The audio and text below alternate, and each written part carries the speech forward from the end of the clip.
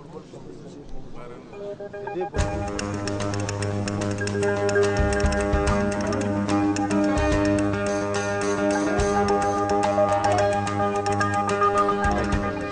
us, Mr. Ambassador.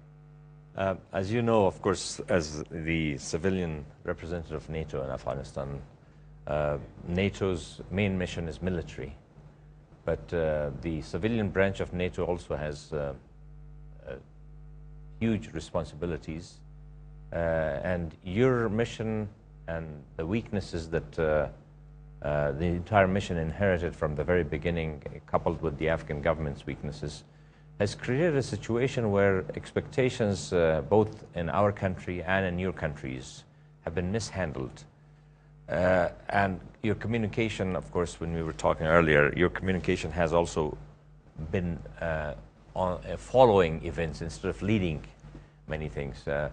In that respect, you've been playing a catch-up with the events, and also we feel in this country that you're involved in addressing and catering to calendars and climates in Europe and America, political calendars and climates, rather than realities in this country. Well, let me first say how glad I am to be on your show this evening. It's a great pleasure, and I look forward to talking with you and also with your many respected viewers. I'm sure it will be a very good debate. Look, on this question of expectations and communications, you know, you have a good point, is the truth of the matter. I believe that a great deal has been achieved in Afghanistan over the last 10 years. I think the conditions have improved tremendously in many ways. But I think that people's expectations are sometimes excessive in terms of where they believe that Afghanistan will be able to reach. You know, the truth is that even after transition is complete and ISAF forces have completed their combat mission in Afghanistan, you know, we are going to be living here in one of the world's poorest countries, and that is an extremely difficult problem in itself. We will be living in a country which is trying to recover from 30 years of conflict and warfare, in which institutions have been destroyed, in which infrastructure has been hugely damaged, and in which people now need to recover to come to terms with a more peaceful life. But in 10 years, you're saying about poverty and about this country's gigantic task to fight that. But in 10 years that passed, the amount of money that came here and left this country, came through the door and left through the windows, without being used properly, being managed properly on one hand. On the other hand, also NATO and Western presence in an Islamic country, sometimes the way things have been handled, our people in this country think that the West has come here with a very hubristic attitude. And you're saying that a lot has happened, but a lot may have happened, but people at the bottom of the pyramid don't feel and touch anything. And the other thing that is very important in the eyes of the people of this country, the perception is very important. The perception is that the very basics that they're looking for example, good governance, semi-uncorrupt government, and international community's involvement in that corruption. And also very obvious matters, for example, in big cities, roads are blocked, divisions are blockaded, the arteries of some of our cities are blocked by NATO forces, and people don't like that. No, I understand that point, but look, let me just say firstly, I mean, if we want to talk about improvements, we now have maybe 7 million, 8 million Afghan children now at school in this country, whereas in 2001 the figure was about 1 million. We do see satisfaction rates with electricity rising slowly. Electrification takes a great deal of time, a great deal of money. It is happening slowly. Road infrastructure also. The electricity that you're talking about, had we planned everything, I'm talking about not just us or you, without pointing fingers. 10 years ago, had we known the amount of problems that we have and the size of problems, of course, and we would have hydroelectric systems now that would have started from scratch. But we're importing electricity in a country where in winters we have avalanches, in spring we have floods, and in summer we have droughts, which means no water management. If you want me to say that mistakes have been made, I will willingly say that, because you and I both know, and all of your viewers know, that nothing in life is easy, and we are dealing in a country which, as I say, was recovering from 30 years of warfare. And certainly both the international community and the structures here in Afghanistan could have done things better, there is no doubt. My point, though, is that progress has been made, and it is being made, and it will continue to be made. And, you know, it isn't just Afghanistan that finds these things difficult. My previous job was as the British ambassador in Iran, your next-door neighbour. Now, if you look at Iran, Iran is a country with the second largest reserves of natural gas in the world. Iran is a net importer of gas. So you see, even countries which have a lot of experience in these fields still face difficulty. But let me come to your... we have to learn from mistakes of others. We certainly have to learn from the mistakes of others and from our own mistakes. Now, the other thing which I would say is that we mustn't misunderstand what we are here to do, what ISAF is here to do, what the international community is here to do. You know, we have not come here in a way which can solve in 10 years all of Afghanistan's problems.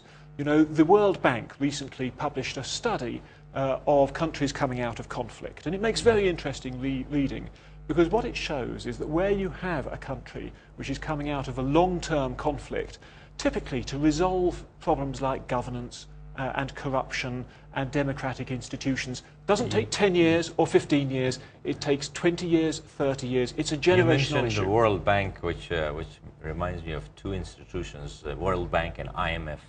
These are the same institutions that overlooked the demise of Kabul Bank and the crisis of Kabul Bank. So World Bank is not a very people of Afghanistan don't look at World Bank and IMF with a high esteem, because they may be huge organizations with lots of people on their payroll, naturally a lot of clout, but in the life of the Afghan people, their analysis are just on paper. I would like to talk sorry, let me just come back on that point, because I don't want to leave that point unanswered. I actually think the World Bank and the IMF do a good job, but you know, you can't expect the World Bank to exercise an audit function over an Afghan bank. That is the job of Afghan institutions. No, IMF was involved in the audit. They have always, yes, they were involved in the audit at a later stage, but not at the beginning. Now that you wanted to talk about this, when I was in the parliament, I informed the central bank in the presence of World Bank and IMF about the impending problem in Kabul Bank 6 years ago. No, 6 years ago. I don't doubt you for a minute, but let me make this point. You know, we have had a banking crisis in the West of a different sort. I'm not comparing the two. But when we have that crisis, we don't say, well, why did the IMF not tell us we were about to have this crisis? Because it's our national authorities. But it was not IMF's job to tell you about your banking crisis. It's our national authorities who have to take responsibility. But it was their job to do it in our country, because we were under an IMF regime. Operating our fiscal discipline and budgetary discipline was under IMF regime. Therefore, they had to police our financial and banking system. Well, what I will say is that the IMF is trying to help resolve the situation now by actually requiring this mess of the Kabul Bank to be cleared up, and that is a very important point. Another matter that must be very important to you as the NATO civilian representative in Afghanistan, an ambassador, is the transition and the handover. There are two ways of looking at this transition and handover. One is the ceremonial aspect, which flags are raised and lowered, and the other one is the truth, the reality. Some incidents sometimes speak volumes about preparedness or lack thereof of our security forces or your timetables, ill timing of the timetable. The recent two events, one was in the Intercontinental Hotel in Kabul, and the other one was the assassination of Mr. John Mohammed, the former governor of Uruzgan. In both cases, we saw a very, very different picture of our police forces and our security forces. And in both cases, directly or indirectly, NATO involvement was required, especially in the intercontinental. What will happen if somewhere in Helmand or somewhere in Mitterlam, something happens and what you've called irreversible transfer of responsibility will be reversible? What will happen? Well, are we going to raise your flag again and lower our flag? No. I mean, we are confident that the Afghan National Security Forces will be able to take the security lead and to deal with security incidents. Now, let me extend your argument. It was not just the Intercontinental Hotel. We have seen complex attacks in Kandahar and in Herat as well. Now, actually, the Afghan security forces did the vast majority of the clear-up of those operations, and they did it very well. I mean, seriously, they did it well by security standards. There was a little bit of involvement by ISAF in all of them, but it was mostly in supporting. Well, for example, in the Intercontinental Hotel, there was a helicopter which helped out. But you know, basically, it was a well-run Afghan operation. Now, what are we saying about transition? You know, I'm not going to say that once we have achieved the transition to Afghan security lead, that means there will be no more security incidents in those places. You know, I wish that should be so, but it may very well not be. What we're saying is that the Afghan security forces will be able to handle those situations well enough so that they don't pose a threat to the authority of the Afghan government. Very confident that these incidents will not pose a precedent, and you don't think this would be a irreversible situation? I'm confident that they won't pose a systemic threat to Afghanistan. You know, there will be more loss of life. We're in a hard fight here. We're making good progress, but it is a very hard fight, and the Afghan people are bearing the heavy burden of this fight. Yes. But you know, when you look at the Afghan security forces, I often think that the understanding of many Afghans about how good their forces are is really very out of date. You know, just in the last 18 months, NATO have been training hundreds of thousands of Afghan police and army. Now, are they as good as we would like? No, there is always room for improvement, particularly in specialities. But, you know, we've just put 100,000 servicemen through a literacy program. And literacy is important because it helps people be a good soldier and to be a good policeman.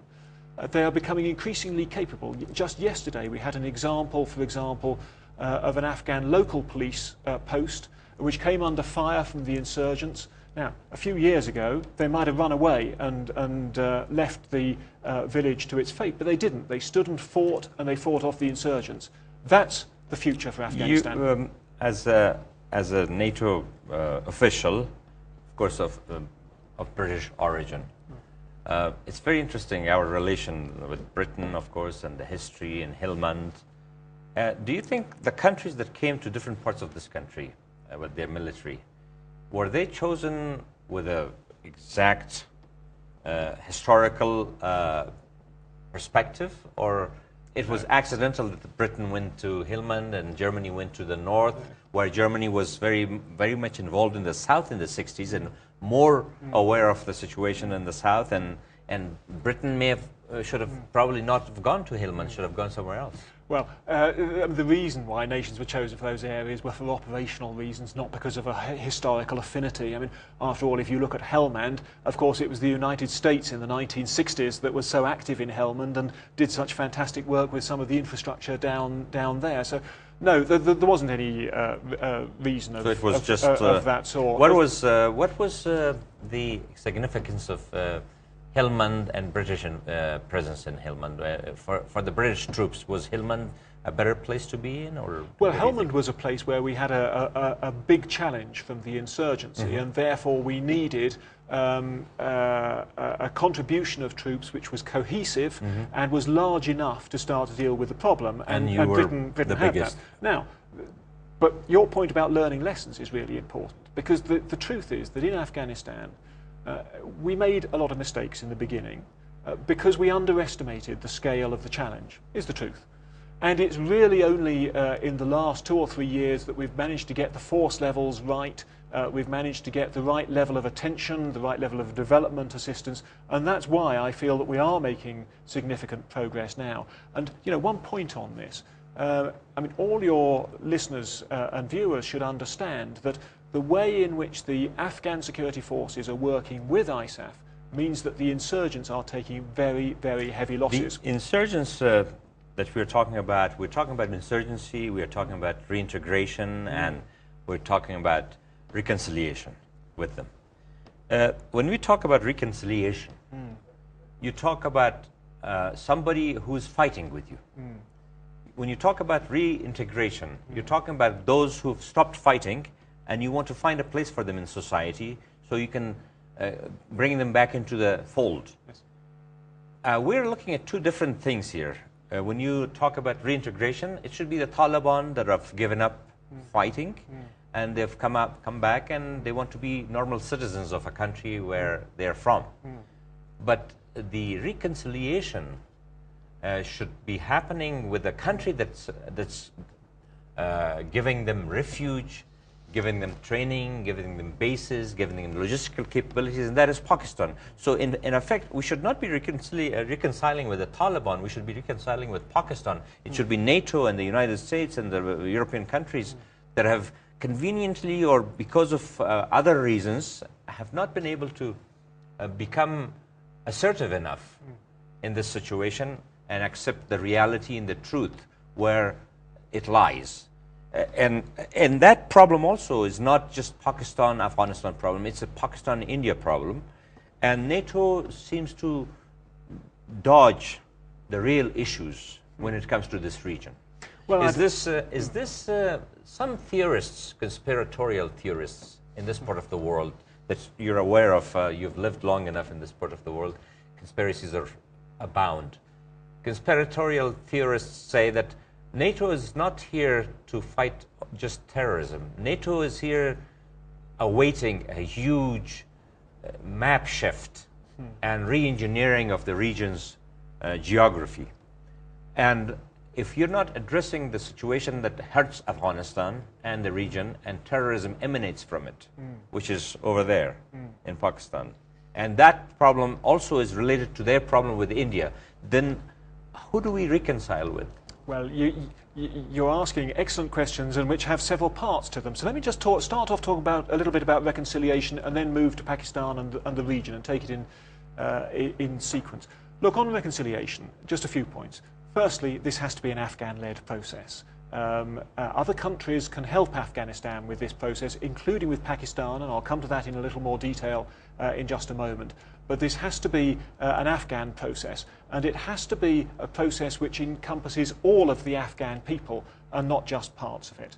You know, as far as I'm concerned, on the side of NATO, we're not after peace at any price. We're after the right peace which respects the right of all Afghan citizens and the rights which they have fought so hard to achieve and the values they have fought so hard to achieve in recent years. I think this is really important that people understand this. The government of Afghanistan has laid down conditions for reconciliation. I completely support them. There have to be safeguards for all Afghans, no matter what ethnic group or wherever in the country they may come from. So that's a very important point. Look, secondly, Pakistan. There's no doubt that we need more help from Pakistan to resolve this problem. There is no secret that the havens of the insurgents lie across the border, and that makes it, this is one of the reasons when Afghans say to me, so why is it that in 10 years, with all of the might of the American army and NATO forces, you haven't been able to resolve a little insurgency in Afghanistan? Well, of course, if you have safe havens which you can go back to, it makes it very difficult to deal with. But look, even from Pakistan's perspective, this is a very complex problem. As you know, Pakistan has its own insurgency to deal with at the same time. Many of the borderlands are wild country which are not fully under the control of Pakistan. But, and here I agree with you. That they run. But Pakistan does need to do more to encourage the insurgents to come to the table and to put more pressure on them to bring them to the negotiating table, and I believe that Pakistan can do that. Now, what do we as an international How long community... would it take for them to Well, do that? what we will do as the international community, and we are doing it, is to increase our dialogue with Pakistan. And since Mrs. Clinton made an excellent speech in February about how we tackle this problem, there has been more and more attention paid to this part of the problem. And the United States has led efforts to encourage Pakistan to behave in a way which will help resolve the problem in Afghanistan. Now, fundamentally, Pakistan has the same interest. You know, Pakistan must Which Pakistan are you talking about that has the same interest? Well, of course, when... The military Pakistan or the civilian Pakistan? When Prime Minister Gilani came to Afghanistan on the 16th of April, of course, he came with General Kayani and General Pasha. And that, I think, was a time in which we saw a united Pakistani voice about Afghanistan, and I think that that was encouraging. However, I also think that the operation against Osama bin Laden, which was a huge success, has also caused quite a lot of turmoil in Pakistan, and it's become a little bit more difficult to get a single voice from Pakistan. But we do need to keep going with this. I think we need a little bit of patience, difficult as that may be, but we need to keep pushing Pakistan to take the right decisions, not only for Afghanistan, not only for us, but also for Pakistan. So there's no map shift and map change and border reshuffling in the region, and no designs that conspiratorial theorists are talking about? No. I mean, you know... you wouldn't even... you wouldn't know about it if it was that. I'm sure I would. I'm very well informed. I'm very well informed. No, look, I mean, people need sometimes... I know this part of the world loves a good conspiracy theory. I understand that, and they're great fun sometimes to talk about. We thrive. But sometimes we have to be, you know, really serious about these issues. You know, our interest in Afghanistan is genuinely in stability, in achieving peace and security, so that we can take our forces away from here. So what about your role, especially Britain's role, a NATO member, a very prominent NATO member, and after the United States, they have the largest number of troops in this country, and they have a colonial past with India and Pakistan. What kind of a role can Britain play? Because militarily speaking, the largest burden of NATO's operation in this country is over the shoulders of the United States. Disproportionately, of course. And of course, there's some other countries who are here. I don't know how they justify their presence here to their own audiences, like Lithuania and Estonia and God knows Macedonia. I don't know how do they justify their presence. What is in it for them? But what about Britain's role in this stability in this region? Yes. Well, Britain does have a history here, not always a good history, and if you want to ask any country about the ability of the Afghan people to defend their homeland, ask Britain, because we have an experience here from many years ago, of course, and we learned our lessons then. Look, Britain does play a role with both India and Pakistan. We do have traditionally strong relations with them. And I know that the British government is doing everything it can to support the efforts of the international community. You know, the United States has a disproportionate influence by virtue of the very large sums of money which it spends in the region, by virtue of its military power. But other countries are also playing an important role. Now, you ask how these smaller countries, some of whom incidentally are making, proportionately speaking, a very big sacrifice to be here in Afghanistan. And you take Denmark, for example, a relatively small country, has suffered proportionately more casualties in Afghanistan than any other country. So we must respect the sacrifices that they have made to be here. And it is genuinely, because these are countries that see a big problem in the world, that feel a responsibility for trying to resolve it. And their citizens are prepared to accept the financial and military burden of trying to do that. You know, we really want Afghanistan's good. There is no big strategic game which is being played here. It is about trying to achieve stability. The neighborhood is a very dangerous neighborhood here. We always talk about Pakistan. You have been involved in Iran, so you know how Iran's influence in this region plays into the stability or a lack of stability of the region. Iranian isolation from the West and Iranian regime's strategic thinking, therefore, is to stand on its own feet, even in terms of its military and strategic preparedness, to the extent that they're talking about nuclear capability. Right. But the West has no clout over Iran other than sanctions. How do we bring Iran into this equation to be prepared for a stable region? Because stability in this region, understanding the capacity of opportunities and the dimension of opportunities in this country and in Central Asia and what we can offer each other. It's not only good for this region, but it's also good for Europe and America. Absolutely.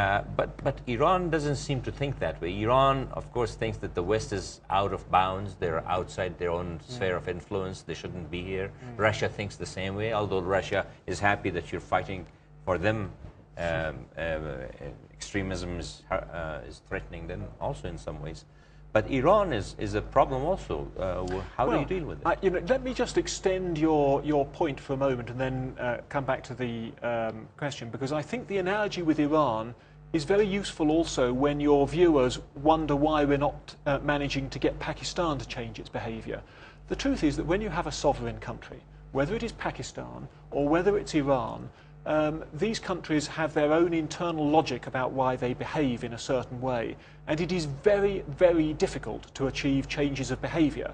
I mean, Iran is a country where we have had substantial United Nations-backed sanctions for a considerable period of time, where as a result they are paying a very heavy price in terms of the economy of the country, and yet they are persisting in the behaviour that you have just spoken of. So when people think of Pakistan, I think they need to realise that it is not lack of effort or willingness on the part of the West to encourage the right sort of policy in Pakistan. It is that it is fundamentally difficult to change countries' views once they are following policy. Now, on Iran, let me just say a word on Iran, because as you say, I spent a long period of time in Tehran.